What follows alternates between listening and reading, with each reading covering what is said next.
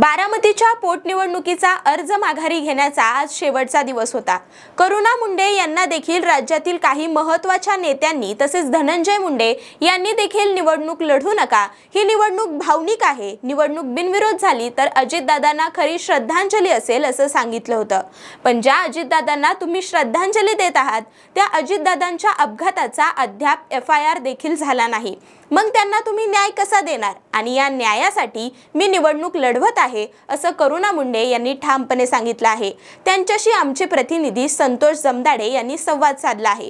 पाहूया करुणा मुंडे काय म्हणतायत। अजितदादांच्या विमान अपघातामध्ये दुर्दैवी मृत्यू झाल्यानंतर बारामतीची पोटनिवडणूक लागली आहे आणि या पोटनिवडणुकीमध्ये अशी शक्यता होती की ही निवडणूक बिनविरोध होणार या पद्धतीच्या चर्चा चालल्या होत्या, परंतु आज या चर्चेला पूर्णविराम लागलेला आहे। बारामतीची पोटनिवडणूक आहे हे बिनविरोध होणार नाही। आपल्यासोबत अपक्ष उमेदवार करुणा मुंडे आहेत, आपण त्यांच्याशी चर्चा करणार आहोत। ताई, तुम्ही या निवडणुकीमध्ये ही निवडणूक लढवत आहात, काय कुठले मुद्दे घेऊन निवडणूक लढवणार आहात? खूप काही मुद्दे आहे। पाणीचा प्रश्न आहे, बाबासाहेब आंबेडकर का नाम द्यायचा आहे बस स्थानकला, आणि शेतकरी लोकांचे मुद्दे आहे, शेतकरीचा सातबारा कोरा करायचा आहे, कामगारांचे मुद्दे आहे। आज 10-10 वर्षापासून जे कामगार काम करत आहे, आज खाजगीकरण झालेलं आहे। खाजगीकरणमुळे आज कामगारांना अचानक कामावरती काढण्यात येते, न विचारता न सांगता कामावरती काढण्यात येते, दुसऱ्या लोकांना कामावरती ठेवण्यात येते। पण ते जे कामगार लोक आहेत तो कुठे जाऊ, कोणाला आपला प्रश्न मांडू, असा कोणी व्यक्ती बारामती राहिलेला नाहीये। हे सगळे प्रश्न घेऊन मी जाणार आहे आणि आमचा सगळ्यात मोठा प्रश्न जे आहे, आज ज्यांची पोटनिवडणूक आहे, ज्यांची बारामती आहे अजितदादांची, आज त्यांना जरी आपण FIR सुद्धा करू शकत नाही, तो आपल्याला महाराष्ट्रामध्ये राहणं पण जे आहे आपल्याला आपण राहू शकत नाही। ताई, राष्ट्रवादीकडून अनेक जणांना उमेदवारी मागे घ्या, अर्ज मागे घेण्यासाठी विनंत्या करण्यात आलेल्या आहेत, बड्या नेत्यांनी विनंती केलेली आहेत। तुम्हाला कोणाची विनंती झाली होती का यासाठी? मला पण 2-3 लोकांचे फोन आले, भेटणं पण झाला, बोलणं पण झालेलं आहे। त्यांनी मला खूप चांगली पद्धतीने समजावणी दिली होती।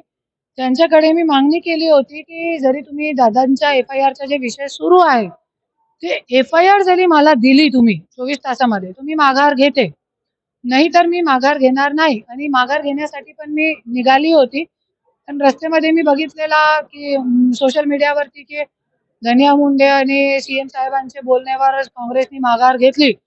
तो ज्या वेळे हे लोकांना वेळ पडते तो गधे को भी बाप बना लेते हैं।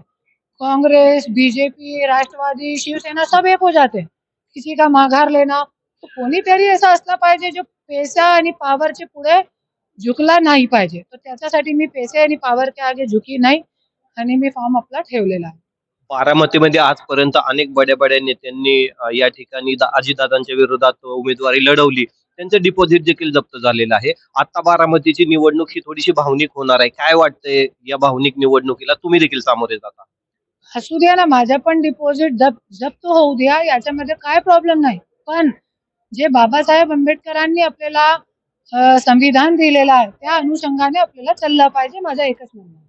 शेवटचा एक प्रश्न, बारामतीच्या लोकांना, बारामतीचे नागरिक आहेत ते आता त्यांच्याकडे तुम्ही मतदान मागण्यासाठी जाणार आहे, त्यांना काय आवाहन कराल?